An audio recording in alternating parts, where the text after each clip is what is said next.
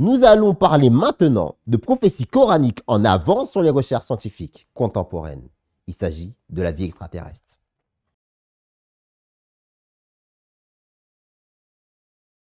La vision de l'univers que présente le Coran est aux antipodes de celle des philosophes et des sages de tous les temps.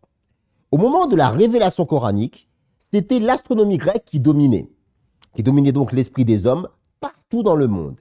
Et toutes les civilisations semblaient avoir été influencées par la même chose. Cette domination s'est poursuivie sans interruption jusqu'à l'époque de Copernic. On croyait universellement que les cieux étaient constitués de couches successives de matière plastique transparente parsemées de corps célestes brillants que nous connaissons sous le nom d'étoiles. Pour être plus précis, voici la somme de toutes les connaissances des gens de cette époque. Premièrement, la Terre était composée d'une masse de poussière, de roches, d'eau, d'air et de minéraux. C'était une masse stationnaire avec une surface presque plate qui ne tournait ni sur elle-même ni autour d'un corps céleste. La Terre occupait une position unique dans le cosmos dont l'équivalent n'existait nulle part ailleurs dans l'espace. Elle restait fixe et stationnaire dans son amarrage, tandis que les cieux tournaient perpétuellement autour d'elle. De toute évidence, cette conception de l'univers éliminait la possibilité de l'existence de la vie ailleurs. Le seul habitat pour la vie que les gens de cette époque connaissaient était cette terre suspendue, comme ils pensaient qu'elle était dans l'espace. Contrairement à cela, le Saint-Coran n'admet ni l'unicité de la terre, ni son immobilité. Sur la question du nombre de terres, il déclare, et là je cite le verset coranique, « Allah est celui qui a créé 7 cieux et en a fait autant pour la terre. » Il convient d'expliquer ici que le chiffre 7 peut être considéré comme un terme spécifique du Coran dans ce verset et dans beaucoup d'autres versets similaires. Cela signifie que l'univers comprend de nombreuses unités de cieux, chacune divisée en groupes de 7, un nombre parfait, chacun ayant au moins une terre qui serait soutenue par le système entier de ce ciel, donc la galaxie autrement dit, en langage imagé. En se référant à ce système en général, un verset plus spécifique sur l'existence de la vie terrestre se lit comme suit. A'udhu billahi minash shaitanir rajim. Wa min ayatihi khalqus samawati wal ardi wa ma batha fihima min dabba. Et parmi ces signes, il y a la création des cieux et de la terre et de tout être vivant, dabba, qu'il a répandu dans les deux. Le dabba couvre tous les animaux qui rampent ou se déplacent à la surface de la terre. Il ne s'applique pas aux animaux qui volent ou nagent. Il n'est certainement pas applicable à toute forme de vie spirituelle. En arabe, un fantôme ne sera jamais appelé dabba, ni un ange d'ailleurs. La deuxième partie du même verset parle non seulement de la possibilité d'une vie extraterrestre, mais déclare catégoriquement qu'elle existe.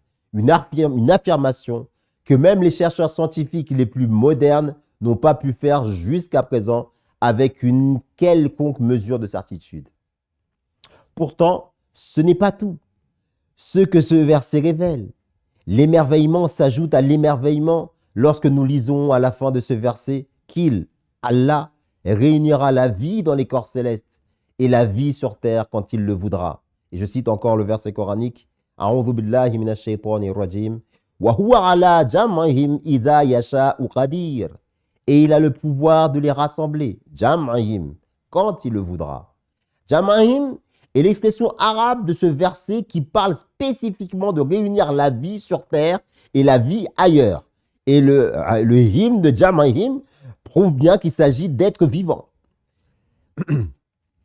Le moment où cette rencontre des deux aura lieu n'est pas précisé, ni si elle se produira ici sur terre ou ailleurs.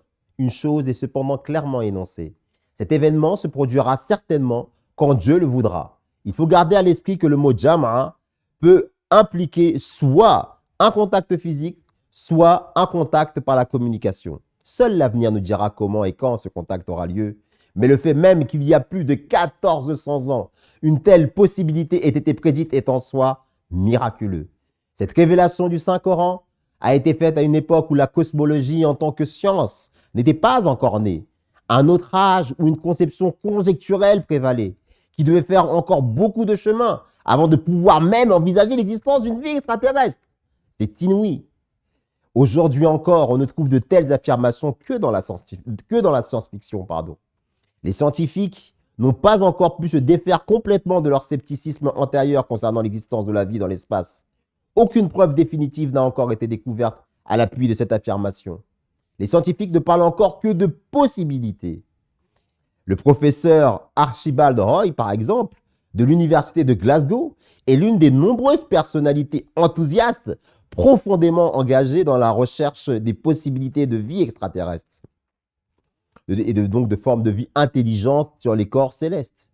Et là, je cite un de ses travaux, il écrit « Lors de diverses conférences internationales sur le problème de la vie extraterrestre, la question a été discutée et il est devenu évident que non seulement il y a une chance de reconnaître qu'un signal est d'origine intelligente, mais qu'il serait également possible d'entrer en communication avec l'espèce intelligente et d'échanger des informations. » Fin de citation. Tout le monde ne partage pas néanmoins l'enthousiasme du professeur Roy sur ce sujet. Le docteur Frank Tipler de l'université de Tulane à la Nouvelle-Orléans fait partie des sceptiques. Il fonde son pessimisme sur des calculs mathématiques. Pour lui, l'apparition d'êtres intelligents ailleurs dans l'univers, par le biais des processus aveugles de l'évolution matérielle, défie la loi des grands nombres. L'évolution de la vie ici sur Terre est un dilemme que les scientifiques doivent résoudre. Pour que celle-ci se répète par une collusion d'un nombre de hasards aussi énorme que celui qui défie les calculs humains est une impossibilité mathématique. Le docteur Tipler déclare, et là je le cite, « Les intelligences extraterrestres ne sont pas ici. Nous devons juste interpréter ce fait. La plupart des astronomes s'accrochent à une croyance en l'intelligence extraterrestre contre toute évidence en raison d'un principe philosophique. L'idée copernicienne que notre place dans le cosmos doit être tout à fait typique. Mais nous savons que cette idée est fausse. L'univers évolue. Le rayonnement cosmique montre qu'il fut un temps où il n'y avait pas de vie parce qu'il faisait trop chaud. Ainsi, notre place est atypique dans le temps. En particulier, il doit y avoir une première civilisation et il se trouve que c'est la nôtre. » Le docteur Tony Martin, ancien vice-président de la British Interplanetary Society, partage ce même scepticisme. Pourtant, malgré toute cette opposition, le rêve scientifique du docteur Roy semble, au moins en partie, être à la portée de main. Aux États-Unis, la NASA a déjà obtenu l'approbation du gouvernement pour une recherche majeure d'intelligence extraterrestre. D'autres scientifiques de renommée internationale, comme le professeur Sagan, sont également de fervents défenseurs de cette cause. Il est étonnant que ce que le Coran affirmait comme un fait il y a environ 1400 ans de cela commence à peine à apparaître comme une réalité envisageable pour les scientifiques. Le Coran va plus loin en prédisant que l'homme entrera un jour en contact avec la vie extraterrestre. Le temps de la pleine réalisation de cette prophétie n'est pas encore arrivé, mais ces signes apparaissent à l'horizon. Cela démontre que les prophéties du Saint-Coran devancent le progrès scientifique humain. Chaque nouvelle ère est témoin de l'accomplissement de davantage de révélations dont les époques précédentes n'avaient pas les moyens de témoigner. Il faut donc bien comprendre ici que les prophéties coraniques sont intrinsèquement différentes de celles que l'on trouve dans la science-fiction.